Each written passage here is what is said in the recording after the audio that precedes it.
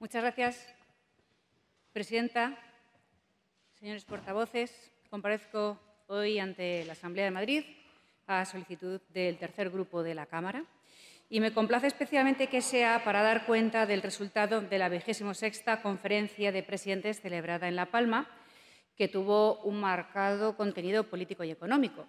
Siempre he defendido el deber que el Gobierno de la Comunidad de Madrid tiene de hacer oír la voz de los madrileños en asuntos de política nacional. A menudo se nos ha discutido, pero entiendo que hoy, con esta solicitud, la oposición por fin lo reconoce.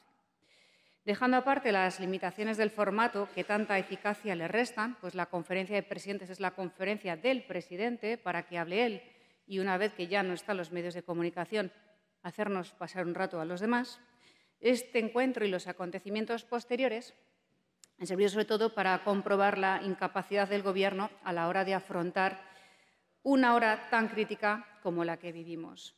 Así se intuía ya el día 13 y ese temor se vio pronto confirmado por la dramática evolución de los acontecimientos que han llevado a España a una situación próxima al colapso.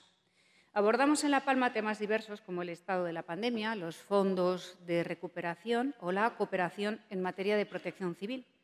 Y después me referiré a ellos si lo desean. Pero el asunto más relevante fue el impacto de la guerra en Ucrania y las políticas que se precisan para afrontarlo. El problema es que el presidente Sánchez partía de una actitud interesada y un análisis equivocado. La estrategia del gran escapista, que cuando no se adueña de las ideas de los demás busca atribuirles siempre la responsabilidad que les es propia, tiene sus límites. Y en este caso consiste en achacar a la invasión de Ucrania las causas de una crisis económica anterior que él ha agravado, callando que la inflación superaba el 7% antes de la guerra. Con los ataques de Putin ya en marcha, la vicepresidenta tercera del Gobierno todavía negaba que el conflicto pudiera tener incidencia sobre el sector energético español. Y ahora la inflación se ha elevado hasta rozar la barrera del 10%. Entre Sánchez y Putin nos han hecho un 10% más pobre a los españoles. Pues bien, apenas una semana después del encuentro de La Palma, el descontento social estalló en las calles de Madrid de forma pacífica, con una contundente marcha de agricultores y ganaderos. Y al final de la semana siguiente eran los transportistas, cansados de los insultos del Gobierno, quienes llevaban a su apogeo una huelga que ha sido solo un síntoma de una profunda irritación general de toda la sociedad. Y del malestar hemos pasado a la parálisis. La flota pesquera amarrada, empresas cerradas o trabajando a pérdidas, sectores económicos al ralentí, desabastecimiento y estantes vacíos en los supermercados, autorización para racionar ciertos productos, un escenario de auténtica emergencia nacional que no ha sido suficiente para apartar a Sánchez y a su Gobierno de radicales, de sus políticas intervencionistas e ineficaces, cuando no de la pasividad. El resultado más visible de la conferencia de presidentes fue ese, que Sánchez aplazó cualquier decisión en lugar de actuar.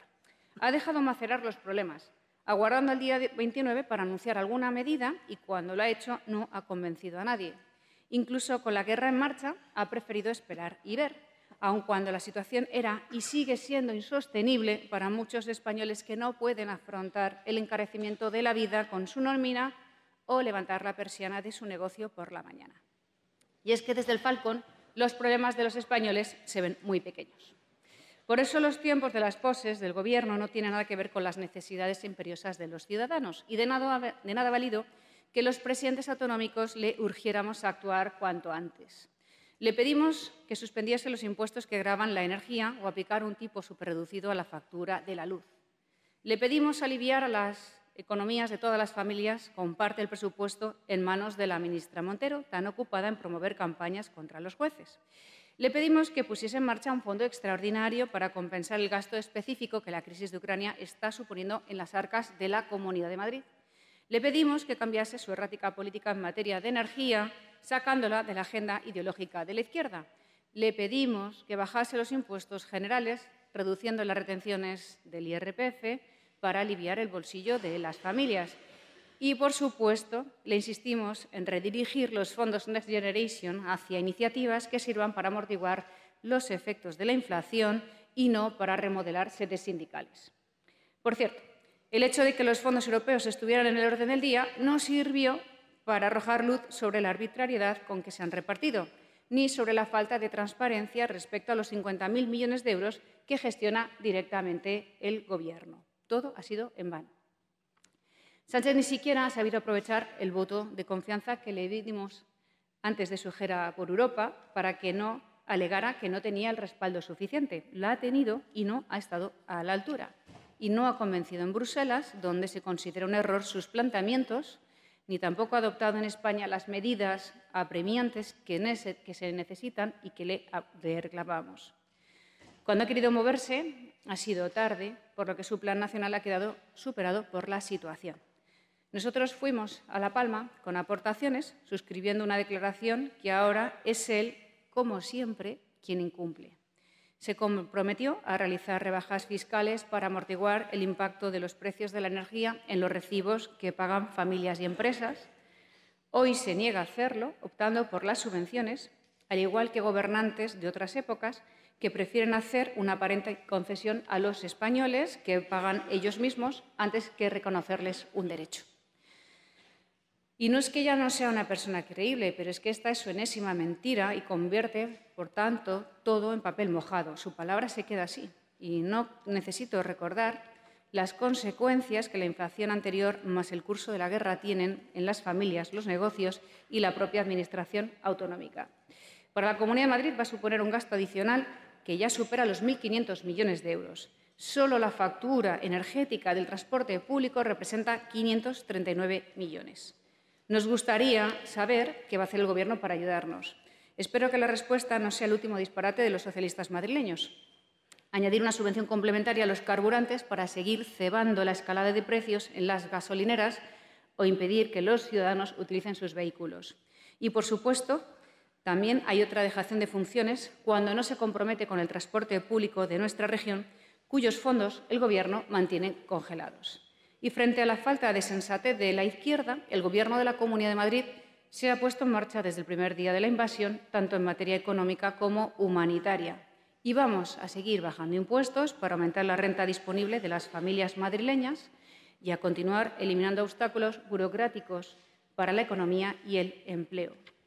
En lo humanitario hemos destinado infinidad de medios y recursos de manera sistemática, ordenada y útil con el fin de gestionar el enorme caudal de generosidad de los madrileños con los desplazados ucranianos. Y lo estamos haciendo a pesar de las dificultades para organizarnos con el Gobierno, que no se deja ayudar, como ha ocurrido, por ejemplo, al habilitar el Cendal para poder registrar a los desplazados y el Gobierno negarse sistemáticamente. De manera que ahora tienen que acudir a dos lugares diferentes, en uno para registrarse y en otro para recibir un necesario chequeo médico y después prestaciones que le puede ofrecer la Comunidad de Madrid en materia sanitaria, educativa y etcétera. Así que estamos ahora sí con un centro en Pozuelo que, a diferencia del Cendal, no atiende fuera del horario de oficina, como si el éxodo desencadenado por una guerra entendiese de estas horas. Por nuestra parte, estamos adelantando las gestiones de escolarización, pero necesitamos más celeridad por parte del Gobierno, porque si el NIE se gestiona a partir de junio o julio, es muy complicado que muchos ciudadanos ucranianos puedan trabajar en nuestro país. Por lo demás, hemos creado un comité específico dedicado a gestionar esta crisis, que está impulsando numerosas medidas, y les daré cuenta de todas ellas en mi segunda intervención, si sus señorías están interesados en conocerlas, al igual que todo lo relativo al resto de la agenda que ocupó la conferencia de presidentes. En cualquier caso, quédense con esta idea. La cumbre fue una excusa para no actuar. No sé qué actuaciones se van a realizar a día de hoy en La Palma, qué consecuencias queda esa reunión, porque nada de lo pactado se está poniendo en marcha, pero sí que ha servido para intentar fingir una cogobernanza que jamás ha existido, ni durante la pandemia, ni muchísimo menos ahora. Este es un estilo autoritario con el que estamos ya acostumbrados a lidiar y que nos sirve para esconder por más tiempo el desastre que supone el actual Gobierno de la nación. No obstante, estaremos aquí a su plena disposición para atender todas las cuestiones que amablemente nos quieran trasladar. Muchas gracias.